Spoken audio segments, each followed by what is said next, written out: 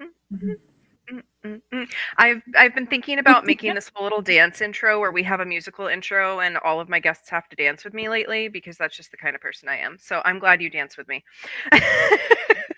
Welcome back to another episode of the Inner Tapestry series with myself and Red Moon Eagle. I am so delighted to talk about the Creatrix season today because this is big collective stuff. So before we orient into what the heck Creatrix season means, Red, would you be so kind as to introduce yourself? Well, my name is Red Moon Eagle, and I am the psychic catalyst. I am a healer's teacher, teacher's healer, healer's teacher. um, and I am a little bit of a lot of things. So uh, I think that's about it for today. I want to dive into the meat of things. I don't even have a very good introduction And today. that is totally fine. We're here to talk. So I'm Safriana Luna, the queer spirit guide, in case you are not familiar with me. And I consider myself a shadow alchemist and a dancer of light and shadow, and also very many things, multi-passionate. And yeah, so I identify as a creatrix. And this word was first introduced to me by Saoirse Claire McGovern, who is the founder of the Starchetype system. She had this intense download of these energy blueprints that talk about how we relate to the 3D and the 5D. And as Red and I have been talking about, 3D and 5D ultimately is like light and shadow and this dance between them.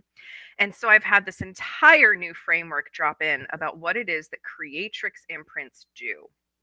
And so as I was introduced to it by Saoirse and the star archetype system, a creatrix is a person who plays with timelines. They're timekeepers, they're creators, and they're meant to help guide the collective towards the highest timeline, the highest good of all, which we are in very much dire needs of right now. And they work with all the other star archetypes to make sure that it is for the highest good of all, that everybody is being met. And Creatrix season starts on 3-3 with the portal that she calls the loom, where we're pulling through. Literally, we are looming the tapestry of the timelines and the universe and all of that. So, this is a super potent packed time for collective healing. And as Red and I have been talking about over several of the last episodes, we've been really in this dance of shadow and light. And I'm like, oh my gosh, this is literally what the Creatrix is doing. We're pulling through a thread of light, we're pulling through a thread of shadow, and we're weaving them together in this very intricate and beautiful tapestry. And then hoping that, that other beings don't come in and try and undo it, right? Like we're trying to lead for the highest good of all. So what was coming through is like how much shadow and light healing has been taking place. This has been something that Red and I have been talking about pretty constantly in the Body of Nine community, in our own conversations, just everything shadow and light. And so I wanted to talk today about collective healing, the power of this portal, and what it means to weave and create a better future for people. So, I'm curious what's coming through for you as I sort of give my background of Creatrix Red, because I'm like seeing just massive levels of shadow coming up for people, especially around family and work and the way that they've always done things. And so humanity right now is kind of struggling to like contend with this new reality that's starting to come in.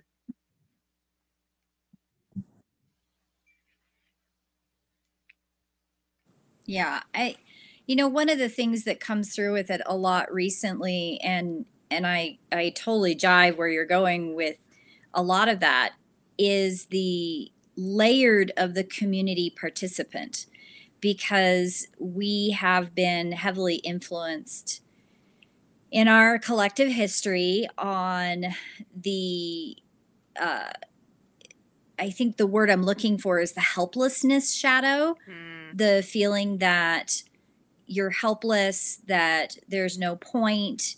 Um, why bother? There's a whole shadow. I'm going to use a word that bubbled up. The shadow alchemical process of collective um, disillusionment, right? Mhm. And that shadow piece is very difficult to overcome as an individual, right? And how do you participate without contributing to um, how do you contribute and play within the shadow and light flow that needs to happen, right? Yeah. And things this year, especially in the world out and around us, is that participation is going to be key. And we have to come together to do that. And this creatrix energy, from the way you were talking about it, is very much those of us that understand that you have to follow through the flow of that shadow and light journey, and you can't wallow in the helplessness, hopelessness. Well, why bother? There's nothing I can do to contribute. There's nothing I can do to change the thing. Not only do you have to, you are obligated to. You can make this journey of going from third to fifth dimension a mental, spiritual mind game all you want, but it requires your human body and your emotional connection flow and the community. And when I go back to the wheel, I go to, body, mind, spirit, emotion. And what's outside the wheel is that community piece, and we miss it. Mhm. And we all are obligated to participate in it. You can't give in to the shadow of helplessness. Yeah. Yeah, collective healing is the most important thing that I think we need to be discussing right now. And Red's referring to a incredibly powerful document she's working on, where she's breaking down all of these layers of being human. And so, if you'll picture a you know a wheel cut in four slices of the pie, and that is us as an individual, our mind, body, emotion, spirit, and then the outside being held is this community container. And it's like, we can't help but touch the community, and the community can't help but touch us. And so, what we're doing within is having an impact on everyone that we touch. And what everyone else is doing within themselves is having an impact on us. And so, this is where this ownership piece, the word ownership has been coming through me so much lately. This ownership piece of what we are doing, how we're showing up, how we're doing our healing work, how we're dancing with light and shadow. Because if we're like, I'm not going anywhere near the shadow, I'm just not going to touch it, then hopelessness ensues, right? Because we're like, I just can't do anything with that. It's I don't know what to do, so I'm helpless. I'm hopeless. I can't, right? We get into this I can't. And so it's important to remember that we can, because other people have done it, right? We've seen other people take ownership and step into alignment. And so that's where we really get to lean on the community support to see how are other people threading healing for themselves, and like what parts work for me and what don't. It's been a really challenging time for the collective. There's so much violence in the world right now, right? When we think about it, it's overwhelming. And something that's been a big topic in our household is this: if we zoom all the way out to the big picture and we see everything that's on fire, we recognize that we cannot tackle that alone. And so we can get overwhelmed and we can shut down and be like, well, there's nothing I can do. I might as well just sulk about it, right? And then we get into that powerlessness. But if we realize, okay, wow, this is big, the world's on fire, I need to take care of myself and my community so that we can go forth and actually do something to make the world a better place, not wallow and stew, but actually move toward this collective healing piece. I can't talk about it enough, how important it is to do this inner work so that we are resourced to help others.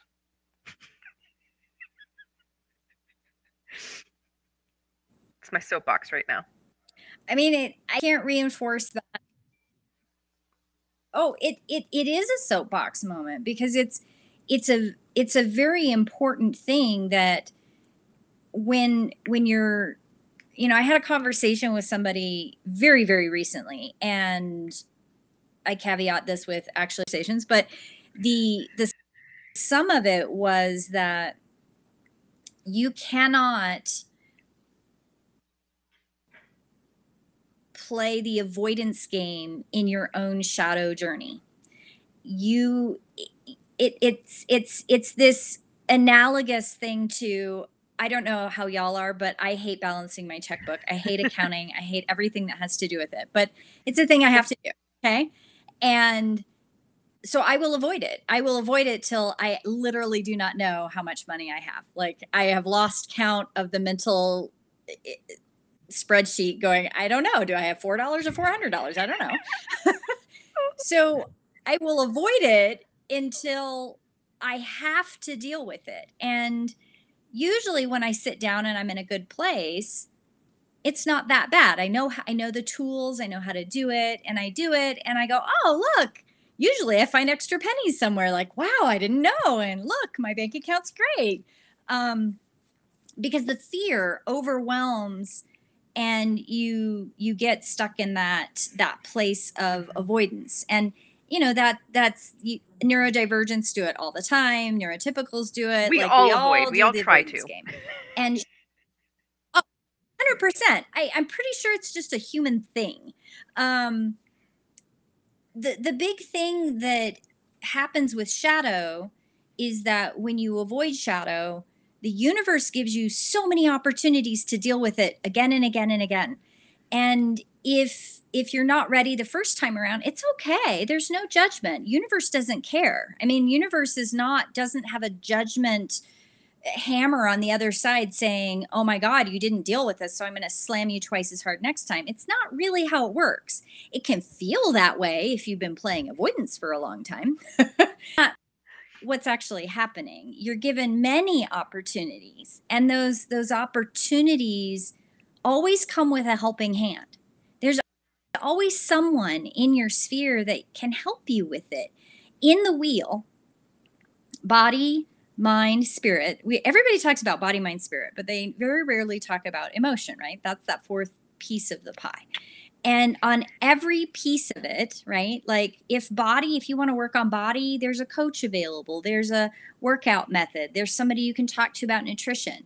In mind, if you want to work on mind, there's schools, there's textbooks, there's somebody to talk to about learning opportunities. Spirit, if you want to explore the spiritual aspect, you can pick a method, a I don't know, workshop or religion, pick something. There's always something. And emotion, one of the cool things about the emergence of the last 20 years of mental health and a lot of diving into getting out of the toxic paradigms of mental health, which have driven the bus up until about the last 10, 15 years, right? Um, on every single one of those quadrants, there's a community aspect. And in the wheel, when we're thinking about these big picture world things, everything's on fire, like you said, right? Like everything is going to hell in a handbasket.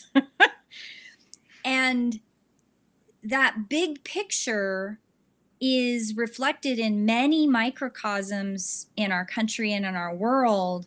And you might, I mean, I don't know about you. I mean, I have these weird fantastical imaginary like things of what would happen if I put my name in for president. Like what would happen? Well, first off, nothing would happen because one good look at me and everybody's gonna go, "Oh, she's losing a little cracker there, I don't know." Because I think outside the box, right? But I don't know if anybody has these imaginings, but if you think of the fantastical imaginings of what could you do in a place of quote unquote power to Hmm. equalize, right? So do these imaginings that I think of come from my own ego? Absolutely not, because my moral ethical perspective on it would be for others, because that's the way I think. What could I do locally? What can I do in the small microcosm in my community and the people I'm connected to with here? Who do I talk to? How do I participate? And each one of those events, any person I talk to is going to bring up a little bit of shadow. So I have the opportunity to reflect back shadow and my my purpose and my reasoning for participation, and what can I learn from those experiences to grow as an individual, and look at all this beautiful community that can help me in that journey. And we can start putting out some of the fires for bringing everyone elevating up into the next place, because this is Yeah. the lovely thing about fire, is that fire is perceived as a destructive thing. Fire is transformative. Fire is catalyst energy at its purest form. Right. It is change. And you're right, the world's on fire.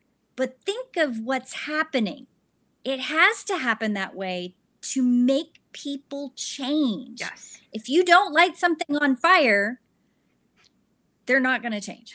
Yeah. They're And not. it's so challenging because, people want an easy life, they want a comfortable life.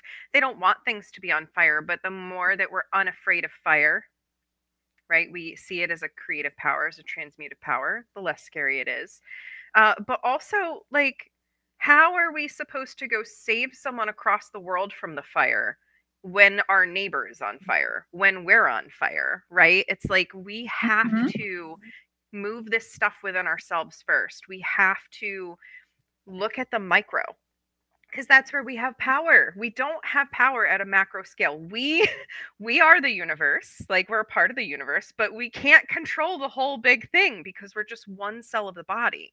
But if I sit and I anchor in peace, ease, harmony, and then I get so resourced in myself that I can turn to a person in my household or my neighbor and help them anchor in harmony. And then they go forth and they help two more people anchor in harmony. And then those two people help two people. Like, then we start to actually see an impact versus when we're all spun up and we're just like, I can't do anything. It's too much. Everything's too on fire. Well, yeah, you have to put it out on yourself first, or you have to transmute that in yourself first. Also, Bobby votes for Red and Safi 2024. He said in the comments. So I don't think I'm eligible to run for president or vice president yet, but this year. So Why not? Oh, you haven't hit the age thing, have I'm you? literally that this year. This year. So This year. So why don't we go for it, Safi? We'll just go for it. Just go for it. We can do this. just go put ourselves in the Have ballot. Let's go. I love it. Why Why not? not? I mean, weirder things have happened. Yes. We are a weird thing happening to the earth, and I love that. I made a little graphic post the other day. Now I don't have social media to go post it on right now. I've got my blog, but Oh no. uh, I made forgot a about that. that's a whole other topic. But I made a little graphic that says like I am the glitch. I want to be in the matrix, right? Like I am here to be the weirdness and to Hey. distort it, and that's part of this creatrix energy. Is I was journaling about this morning. I might have to write a whole piece about it. Just like the natural numbers, none of us are alone in our function, right? Like even in our neighborhood, there's going to be other people that match our natural number. Same thing with the energy types and the imprints that we have, the different Mhm. blueprints we have. There are others that have a similar role. So I had this like, it wasn't an aha, but it was just an integration of it this morning of like, I'm not the only creatrix. It's not my job to solely pull through all of the codes for the, the timelines of humanity. No. But one of the experiences of people who are really in that creatrix mode, and everyone, just like everyone can be in a natural number, any natural number by learning it, anyone can subtype into any other energy imprint to do work at some point. But most creatrixes have this sense of like feeling alone because they're the ones that go ahead and try something first, and then they turn around and they look at their collective and they're like, it's okay, I already stumbled through all of the nails and cleaned them up. No more glass, so you can come through now. Yes. And that's a very lonely feeling. Like if you are a Yeah. person in your family that you're the first person moving ahead, it's tremendous, and you're not alone. Yeah. I think the alone part can if you take alone, the word alone, the feelings of being alone, and you add them into any of the natural number shadow paradigms, you add them into any of the astrological shadow paradigms, you add alone all by itself into any of these paradigms, you're going to have a magnification of shadow, because the reality is that we as spiritual entities, and back to the wheel, like that community piece on the outside, if you're not feeling like you have that connection through the wheel of your life, it can make that exponentially feel so much stronger. And talk about shadow experiences. One of the most powerful shadow experiences I had many, many years ago, as I wrote a couple poems about it, actually, because I was going through writing the poetry thing. And I wrote this poem about being alone, and I was sitting and I was crying. I was just heart-wrenchingly sobbing through the feeling of alone. And my primary guide, I felt him, and he said, you know, you're never alone because you always have us. And I went, well, I know, but you're not in a body. And he goes, so what's the problem with that? And I went, what do you mean? And he goes, well, just step through. And I went, oh, it was just this moment of, oh yeah. And I have literally never since that moment had the same depth of aloneness, Mm-hmm. because when we live the wheel, when we're truly connected into the wheel, we aren't alone. If you're self-isolating in your apartment and you're still communicating through the computer with someone, you're Yeah. not alone. You always have guides, you always have helpers. And I can see why the Creatrix, from the way you're talking about, I can see where the Creatrix paradigm can seem as though you're the only one that seems to be able to see it, know it, hear it, feel it, taste it, touch it, that catalytic, fiery opportunity, right? You see each new thing as an opportunity, where other people look at opportunity and their shame, fear, disappointment shadow, that paradigm comes through. Mm-hmm. And there is a quality of people who, I've met them. They're amazing. They're these amazing individuals. I love having them in my life, where they love to have people around them all the time. And I think that's amazing, Extroverts. Oh. because that's right. And it's funny, because when people who get to know me sometimes are like, you're such an extrovert, Red. And I'm like, I think I'm like a little bit in between extrovert and introvert, because my husband is an introvert, and compared to him, I am definitely an extrovert. But there's a quality of how you travel through the wheel, through this shadow. And I really wanted to get back to, in the chaos of the world, the fire of the world, everything's blowing up. And if you're somebody who knows, like, that something has to be done, right? You know that it can't continue the way it is, 100%. And wherever you know that in your body, wherever you know that in your mind, body, spirit, emotion, doesn't matter. But reach out, talk to somebody. That person's going to know somebody. That person's going to know somebody. And somewhere in that mix is going to be this beautiful creatrix that has gone the journey and cleaned up all the glass. There's always one. Yep. There's always one. Yeah.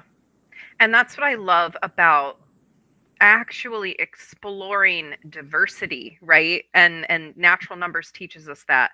These energy imprints teach us that. Like there's so many different kinds of people in the world, and each of us is here to serve a unique function. And I think that sometimes when we get overloaded about how on fire things are, it's because we have not found the thing that's ours to do yet.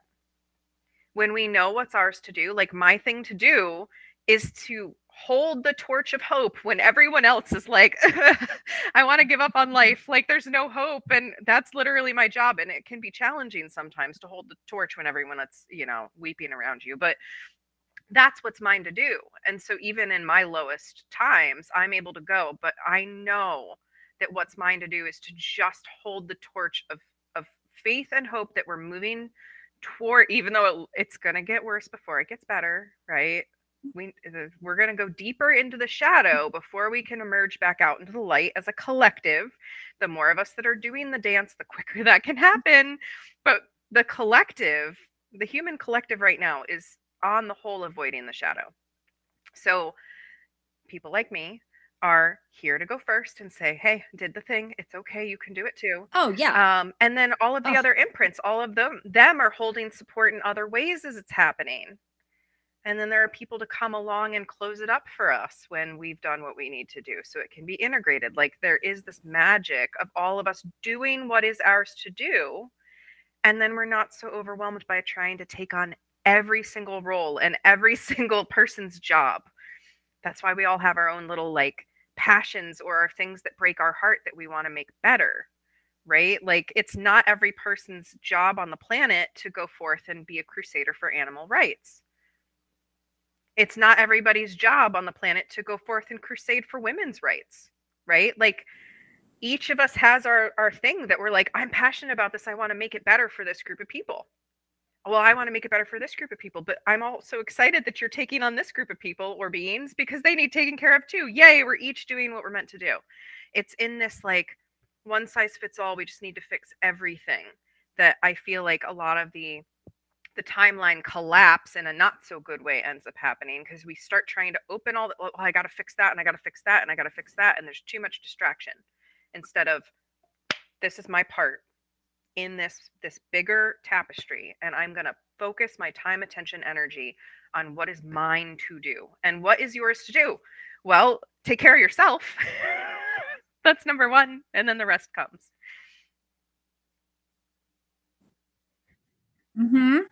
yep. Yeah, I think that the big piece about finding what it is that you are passionate about, what you want to do, in a conversation about women's rights, because I liked how you mentioned that. And somebody said, well, I'm just one woman. And I went, of course you are. You are one of half of the population. That's pretty darn significant. Mm-hmm. And if you look at what reality would we live in if half of the population had the power and had the ability and had been able to do the personal shadow work to know where to stand in their power? Like, that's a significant. And the person I was talking to goes, oh, but that would mean I'd have to work on my shadow. And I went, yeah, because you can work on your shadow, or you can plug into TV and watch reality TV for 4 hours. Like, we have practiced avoidance at a cultural mind consciousness awareness, humanity's consciousness. We've been practicing avoidance, active avoidance with intention for a good couple decades. And it's worse with the media input, right? So there are people that are squeaky wheels, right? Like, I'm a squeaky wheel. I talk about it all the time. Like, I was a real squeaky wheel when my kids were small. Like, I didn't have cable TV when cable TV was like the big thing. And all of my friends were like, "What do you mean you don't let your kids watch cable TV?" I went, "No, I don't even buy cable." They thought I was mean, Safi. Like, Yeah, they I were bet. like, "How could you be so mean to your children?" But and I went, "Well, I want them to have skills. I want them to have skills to know how to discern that, and it doesn't mean I'm never going to let them watch TV ever or no media ever, but Right. let's teach discernment and let's pay attention to how the brain grows in children's brains. Like, yes, some of these things can be amazing tools, but 20 years ago, yeah, I mean, there discernment, critical thinking. I don't Yeah, know, we these don't have to basic do things things, the but way that that's they've always been done. there's a shadow in that, right? Sorry, I know that we have a little bit of lag time here, so sometimes we're I'm like, you wanted to say something and I stop. But yeah, like that is just a great view of that story in particular is a great zoom into how when we aren't willing to look at what the positive or negative or the harmonized versus harmful things are, then we just automatically pass that judgment on others for doing something different. And the more that we can just anchor into the Oh yeah. sovereignty of every single being, right? That and the uniqueness of every single being, the better we're going to be Hmm. collectively. And everyone's going to go into their shadow work differently. But as we've been talking about, the avoidance of it is ultimately like the worst possible thing in it. And creating a new future for yourself takes getting a bigger picture view. Like, literally, when you are going to create a new future for yourself, you need to know what you want to consciously bring forward and what you don't so much want to bring forward. And that takes actually looking and going, oh, that doesn't work for me. That doesn't work for my kids, right? That the only people we can make a call for really is ourself and our underage children who aren't of an age to make those decisions themselves. So let's make strong decisions for ourselves to begin with.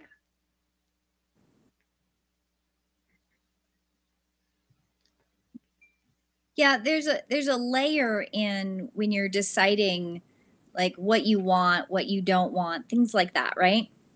And I love how you've used the word harmony. And the every time you say the word harmony, I go, "Oh yeah, I'm going to say this word." And the word is coherence, Mm, because there is a coherence of vibrational tonal value, right? In harmony. When people talk about um, peace, right? Like, I want peace. Okay, well, what does that mean? And I really sat with that word decades ago because there was the Peace Summit, and then there was that song "We Are the World." I don't know if you remember that. Maybe it's my generation, but "We Are the World." Um, and there was this very the word peace was like thrown around as this big word, right? But it didn't have any weight to me. It was this etheric idea, because I don't know how other people's experiences are, but I've had some pretty intense bullying experiences in my life. And people who talk about peace can be some of the worst bullies, just FYI.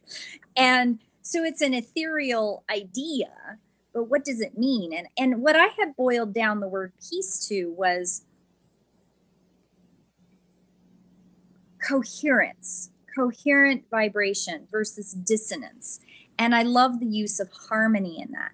And then one of the things that's come up, I'd probably say in the last 5 or 6 years, especially with the fire being ranked up, like the fire, the heat underneath the flame has really been turned up. I literally the planet is I've realized that with yes, yeah. Um, I've realized that another layer within harmony and coherence is the authentic piece, because if you're not authentic with your shadow light journey, and if you're not authentic with your beliefs and morals and values and ethics and all of those mind thought perceptions of who you are, then you will avoid.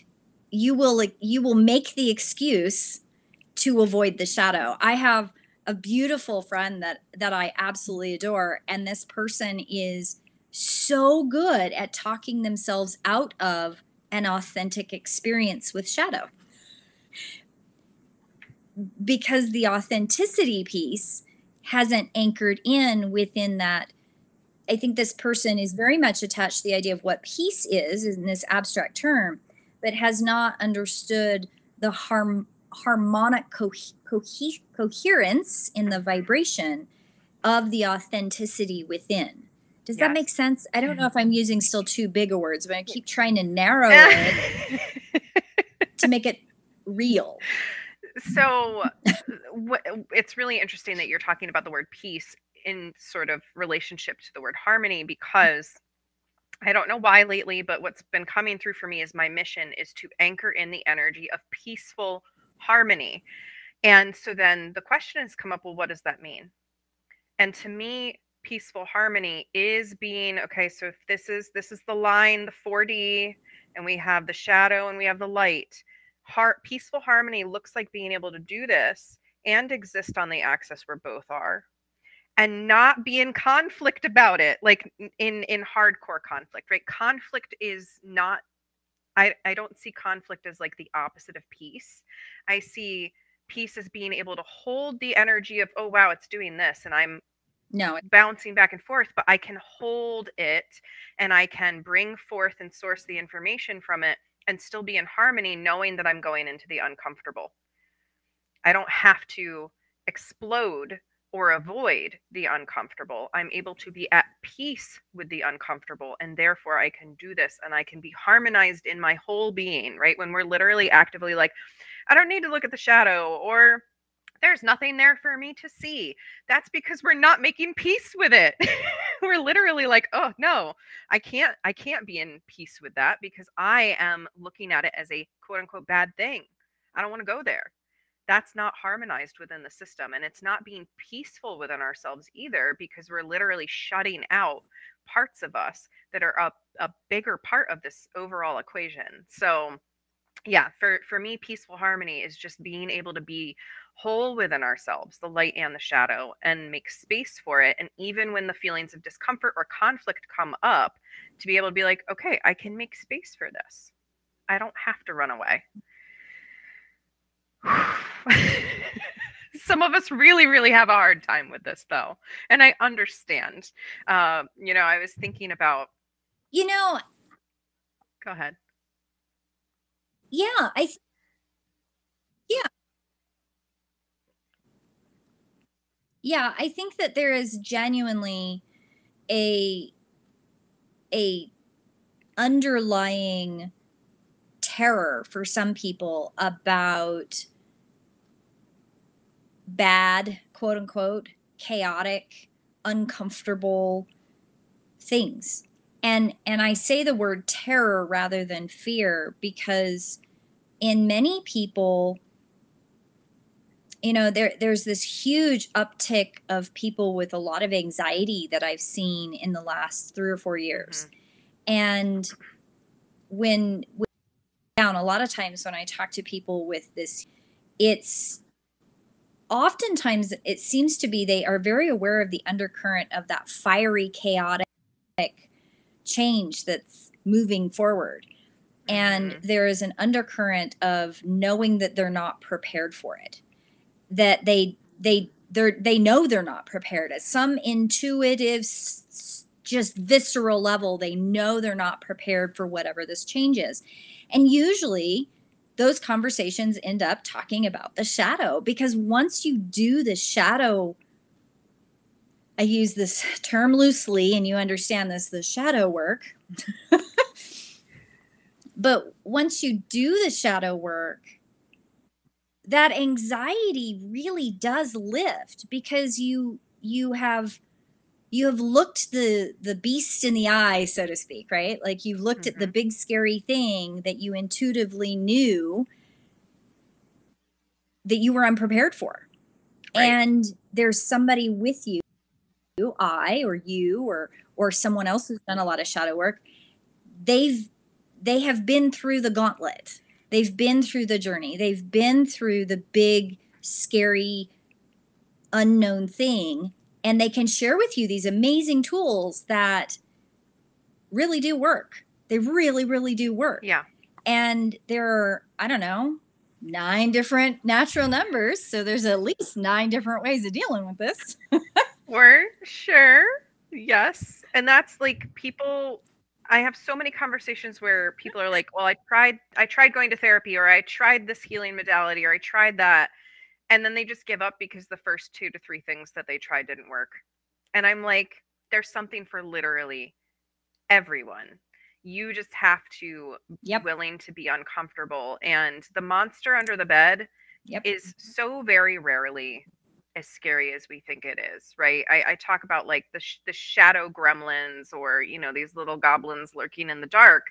And once you put them in the light, you literally pluck them up, put them in the light. You're like, oh, you're just a cute little goblin. Oh, you were hiding because you were scared. Like, when we shine the light on something, it no longer holds the power that it once did. And that's literally all we have to do.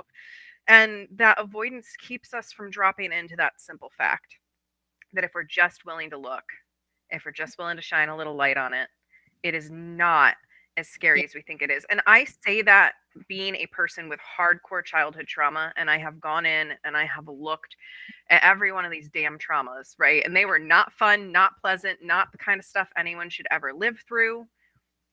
And I was really scared to look at them for a long time, right? I suppressed them deep into the Nope. shadow. I exiled them. I ran away from them. So I really truly have lived that like shaky, oh my God, I'm going to do this. I'm finally going to talk about it. I'm finally going to admit to someone that this exists within me, or I went through this experience and these are the beliefs. And then all of a sudden, as soon as we have someone else with a little iota of compassion for us, we're like, oh, I guess I don't have to hold on to that the way that I thought I did. I can actually look at it now. And so it's that willingness, being willing to look is the most, going back to Creatrix and me being the Creatrix and feeling the season, the most important thing I need people to hear right now is if you want the world to stop doing what it's doing right now, like work on your own inner oppressor, work on your own inner parts of you that literally bully and oppress and suppress the parts of you that are vulnerable. That is what you can do, is you can start to work with them to go, oh, I don't have to bully everyone. That is the most important thing that you can do right now, because whether you bully people outside of you, if you're holding that energy within yourself, that is just, and this is me speaking for a moment as a mental health professional, we have found in the brain that it is just as impactful if someone else is tearing into you and abusing you as it is to abuse yourself internally. It has the same impact and fires off the same parts of the brain. So you're not being a kind person if you're not being kind to yourself. And that is really hard to hear, but it is essential that we all hear it right now.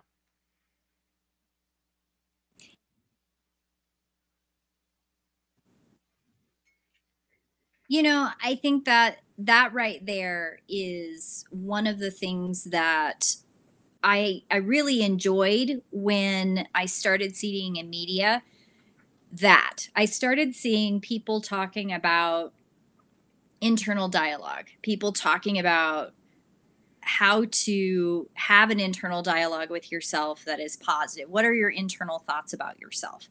And I started seeing it, I guess, pretty strongly about 10 years ago. And I was so excited. I remember the first time I saw a meme come across my Facebook page where it was like, talk to yourself kindly, be kind to yourself, forgive yourself. I went, oh my God, the world is finally getting it. um, and then the research about that internal dialogue, right?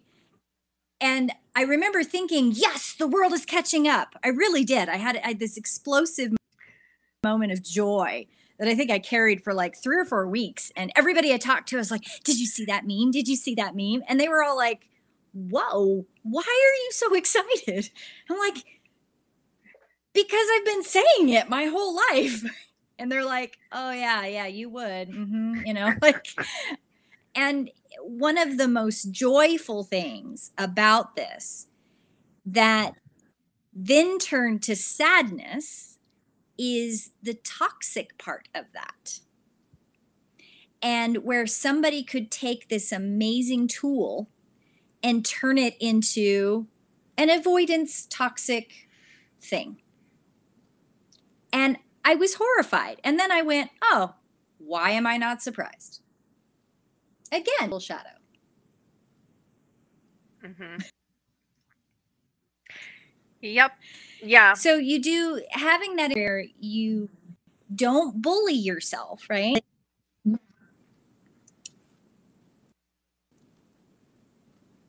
Yeah. That Go ahead, is Safi. a I know we have a cycle. lag. Oh, it's a fun time. I said in the I know people on other platforms can't see it, but I said earlier in the YouTube, I was like, Red and I are just too powerful for the internet. Because this does not happen anytime other than when we are going live, for the record. The internet's like, oh my gosh, all the truth.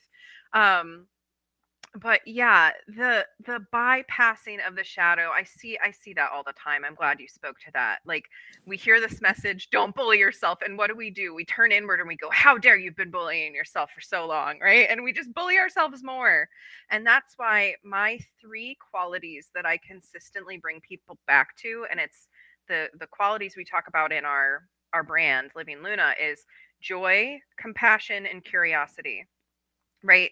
So, when talking about the shadow here and how we move into the future, how can you bring some joy into exploring the shadow? Right. For me, that looks like sometimes dancing, right? Like the joy is the dancing and putting on music that's going to make me cry or whatever, and just like letting the feelings roll through me as I process. So, what would make you joyful? Is it getting a shiny new notebook to process your feelings in, right? Like, what would be that little spark of joy? How do I bring in compassion and curiosity? Those two need to go hand in hand. How can I be compassionate and really get to know the shadow parts of me, not automatically judge them? Compassion doesn't look like enabling them to continue doing things that don't work, but it does look like being kind that they've had these experiences and patterns in the first place. So I think thank you for bringing that up. It's so important that we really anchor into compassion instead of judgment, because we don't want to bully ourselves more. I'm going to give this like 10 seconds here, Red, because you look completely frozen on my side. No.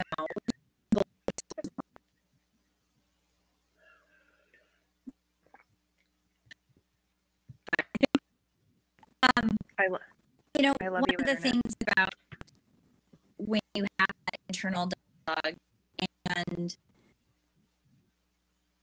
love you, Internet.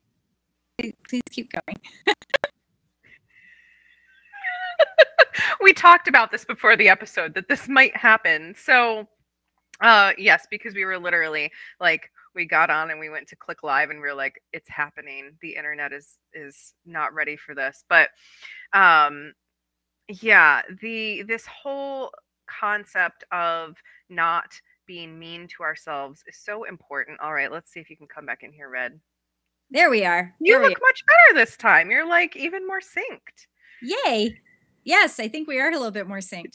Anyway, okay. So what I was saying about internal dialogue is when you have those internal dialogues and you're going, I'm not good enough, or I'm not whatever that internal bullying dialogue is, right?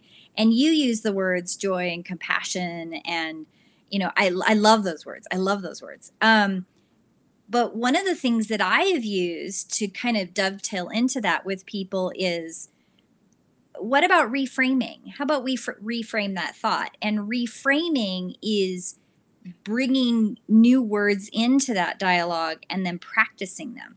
And in a way that's not going into this toxic positivity place, right? Like into the complete other side of the bullying where you're avoiding the shadow.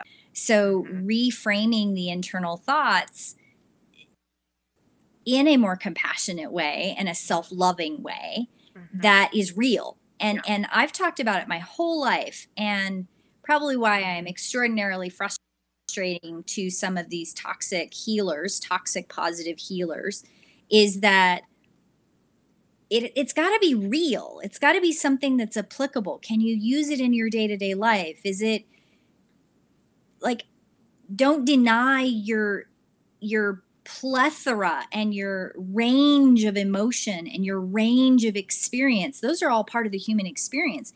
And if you're cutting half of it off, you're denying the shadow, you're denying the growth opportunity and the flow. Yes. And there's just so much goodness in the shadow. Like there's so much juicy stuff. Like, and that's I know some people are like, no, no, there's nothing good there. Yes, there is. There is our dreams, our desires, our feelings, our emotions, our sexuality, our sensuality, our creativity. Like, it's all in there. And that's why, like, do you think people get their story ideas like in the light? No, they download in from somewhere unseen. We have these, oh, it's suddenly made seen. It was unseen and now it's seen. That came from the shadow somewhere and somehow it got a little spark of light and we get to bring it forward. Um, yeah, Bobby said, is it positive if it's toxic? No, right? We can put this label on it that, oh, it's light work. It's in the light. We're staying anchored in the good, happy stuff, but that's still toxic because it is exactly as you said, Red, this like cutting ourselves off from the other half. And as you were talking about the toxic positive healers, I wanted to just offer this little tidbit of psychoeducation. So I worked a lot as a therapist with something called mindfulness based cognitive therapy, which is very different than a lot of the traditional therapy modalities because this was ultimately about mindfulness. And there's a super quick thing that I would teach clients called the ABCs. A is for antecedent, it's a situation that happens, right? Could be a car accident happens outside your house. It could be your mom strolled in and started speaking nonsense. It could be like literally anything, any situation. It could be someone brought you a gift. Like, it doesn't have to be a situation that would elicit a necessarily a bad quote unquote feeling, or an uncomfortable feeling, but there's situations. And then the B is the belief. It's the instantaneous thing that is triggered in the mind. We have no control over this. And I hate when healers are like, you just have to master your mind and just stop thinking those things. No, those are synapses. Those are fired off automatically. Automatically. So we get into C, the consequences of I got some trigger happened, some event happened. I had an automatic thought or belief that ran through my head. Now I have three consequences: a feeling in my body, a feeling in my emotions, and a behavior. And on this whole chart, the only thing we have any control over anywhere on this chart is the behavior. That's where we get to say, oh, wow, I just had that really negative thought jolt through my head. And wow, my body is feeling heavy right now or tense or, how do I want to respond? Do I run away and avoid? Do I lean in and go, I see you. Let me sit with myself and figure out what's going on here? Do we say something out loud to the person who just walked into our space and started spouting? Do we go, whoa, hold up, right? We get to choose how we respond. That's where we have the control. So don't bully yourself for the instantaneous responses to things, nor for your behavior afterwards, but know that you have a choice in the behavior for what tools you use, what you try on, what you practice, how you allow yourself to have your experience. So I just thought that that would be useful to throw out there. Like, you don't have control over what happens in the meat suit automatically. It's literally like No, hardwired, you don't. but we can work. You know, I love how you outline that really easily. I've read a lot about that method, and one of the things that when I read about it, I thought, "Oh, this is that choice piece, right?" Like that's what I read. I went, "Oh, there's that choice." So from a from somebody who looks at this from a very spiritual, psychic catalyst type perspective, right? That choice piece is where you apply those tools that I really, really, really encourage every client I've ever worked with to do is to take a breath. And the reason I have them take a breath is that that pause, that pause and that breath help the physiological body not completely release it all, right? Like it's not going to fix all the everythings. But that breath gives you a moment, that moment of pause that you need to make a choice of what tool to use, right? Because if you haven't taken that breath and that pause point, you're going to default. Like we know that there are behaviors in children, small children, right? Like that where you've had how the brain develops, right? Those first 5-6 years is that programming part.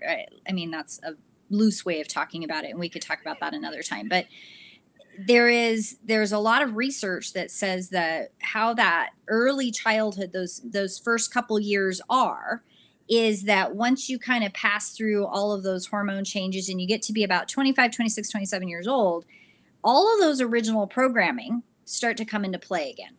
And they become, they emerge, they just kind of happen. And so if you have a lot of trauma, you have a lot of whatever it is, right? If you can take a pause point and breathe in, you can choose to, through practice and through work, right? This is part of the shadow work. You can take that pause point to choose a different path.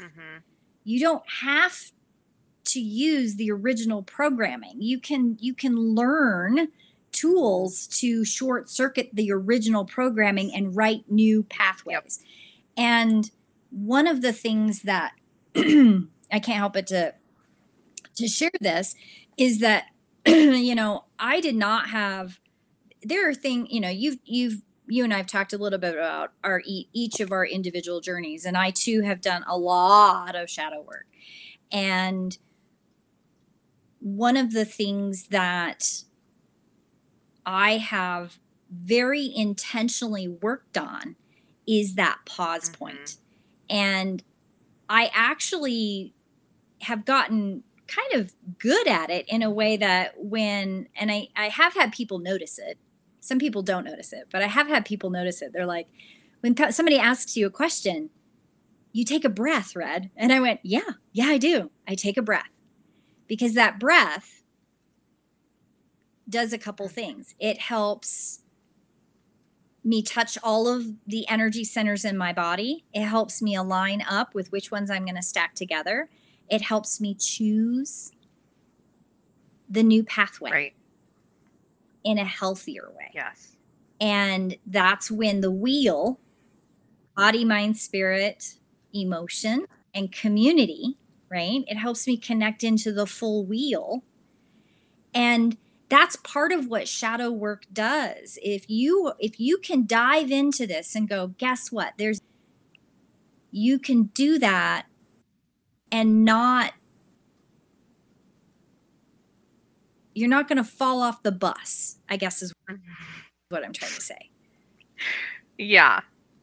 Does that make sense? I think so. And, something I want to just touch on really briefly, because you hinted at it, is we have to slowly train our systems over time. We cannot switch the synapses overnight. We can't just ingrain it in. It's not a immediate process. And something that was coming up that I wanted to share is, like, if you're someone who's not really gone into much self-development work at all yet, which totally okay, everybody kind of comes into different things in their own times, but something that you can just start to do, let's say you watch TV, or you play video games or board games, or you play sports, right? You do something that is meant to be a hobby and relaxing. Can guarantee you, because I play video games and occasionally watch a movie, I get tense all the time playing video games because they're intense, right? And so I'll feel my shoulders going up and I'm like, ah. And so that for me is like, okay, I'm going to train a new response here. And I just take my nice deep breath and I relax my shoulders again and I go on about my game. And when I feel myself getting tense again, I do the same. And we just keep, this is the process of recommitting to ourselves, recommitting to being compassionate, recommitting to taking care of ourselves. So even if it's in the smallest area of your life where you're just, oh, wow, I noticed a little tension come in. If that's all you have capacity for right now, that's where you start. You start with where you have capacity, where you're able to notice, oh, I'm a little tense, or I'm having an uncomfortable feeling. Let me just breathe for a moment. And that is the cleanest, clearest place you can start, is just to try and bring in a little bit more noticing and a little bit more breath. So thank you for bringing that up. And I feel complete. Is there anything else that you want to share today?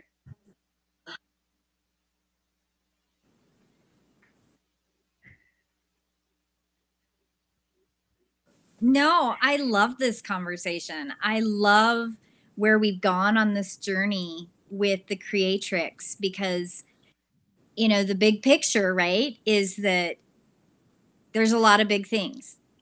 And those big things are really scary. And bringing it back small to you as the individual, what's your journey? What do you want to work on? And how do you work on the shadow flow, the shadow light flow within yourself? And I love that it all comes back to breath. At the very beginning, the very first step of the journey is breath. And then we talked about how you work on mind, right? Like breath and mind. And one of the beautiful things about the wheel is if you work on breath and mind, then the emotion and spirit come into Mm-hmm. play, right? And then body, emotion, spirit, mind. All of them are the wheel and it's constantly moving. And it is a big thing in the end, the big changes that emerge in your life. Yeah. That is a big thing. And it's overwhelming and it can be kind of scary. But in reality, you start with one thing. And that one thing often is Yeah. breath. Breathe into the moment and be okay with wherever you are now, today, tomorrow. You can do it and you're not alone. You're not You are not alone. alone. We are here to support. And as always, feel free to leave us a question if there's something that you want to talk about in the future. I definitely think we should return to the topic of the breath as the vehicle for life, right? And how the breath really, as you were saying that, I was getting another download about your wheel and the community, because the breath is ultimately the container for all of that, because the universe is just inhaling and exhaling. And I could go on another spiel right now for Yeah. another hour, so we're going to call it there, but we need to come back to the breath, just planting that seed. And as always, thank you. Yes. Thank you, Red, for sharing all of your wisdom and holding space with me. I so appreciate you.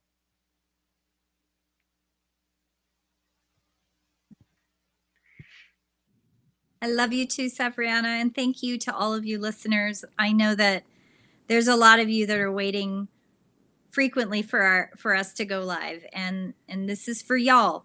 This is for all y'all. You're not alone. You're not You're alone. not alone. All right. Thank you so much, Red. Until next time, we'll see you soon.